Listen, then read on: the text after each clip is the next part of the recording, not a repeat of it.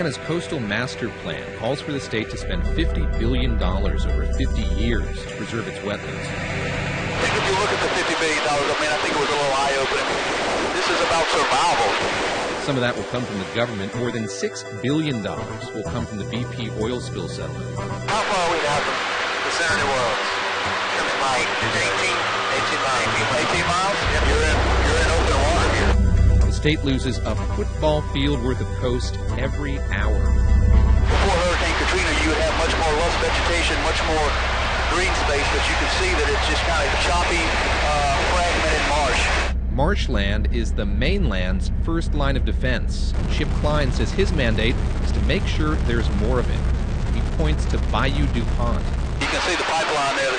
You're looking at probably a $140 million project right there. A contractor is piping in sediment from the Mississippi River 13 miles to create new marshland.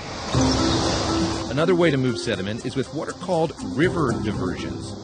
There's a growing chorus of criticism from folks who live here along the Gulf Coast, who work in small businesses, who are shrimpers, fishermen, oystermen, who are worried about the installation of river diversions like the one behind me that allow the Mississippi River to flow into the marshlands. That's one component of the master plan. One critic is fisherman George Ricks. If they do these large-scale river diversion projects, we will be out of business for good. Ricks worries that a new diversion will hurt the fishery and his livelihood. What are we traversing right now? What do you call This is Bayou Lalutri. That is about 30 miles from a river diversion that was built before Hurricane Katrina. Look out over that marsh. You see how thick and lush it is? Yeah. It's all one piece. You don't see any openings. Now watch where we're going. Okay. We're about 15 miles from where we left, from the dock. We're about maybe 8 miles, 10 miles maybe from the diversion. Right, there's no root system at all, see it? Ricks blames that on the influx of fresh water.